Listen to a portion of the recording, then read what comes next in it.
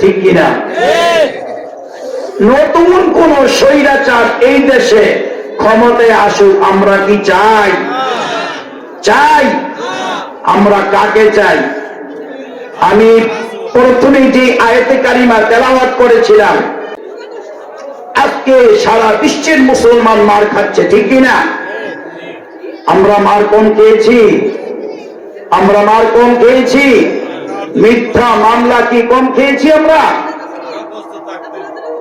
আরো প্রস্তুত থাকতে হবে, যে আল্লাহ এক না এক বান্দা বলতেছে প্রস্তুত ইনশাল্লাহ আমরা আছি। ইমাম মাহদী কিন্তু দুনিয়াতে চলে আসতেছেন অথবা এসে গেছেন, যেই কোন সময় তিনি প্রকাশ পাবেন। বলেন সুবহানাল্লাহ। আমরা কি সবাই ইমাম মাহদী আলাইহিস সালামের সৈনিক হইতে চাই? সৈনিক হইতে চাই? যুবকেরা কথা বলো, সৈনিক হইতে চাই? ঈসা আলাইহিস সালামের সৈনিক হইতে চাই? তাহলে আমরা ইনশাআল্লাহ ঈমানকে পোক্ত করি। আমরা সমর্থন করব কাদেরকে? হ্যাঁ, যারা নামাজি, দিনদার, মুত্তাকিন, পরহেজগার, আল্লাহওয়ালা, ইসলামিক জ্ঞান যার মধ্যে আছে, এমন লোককে আগামীতে মেম্বার বানাবো। ঠিক আছে?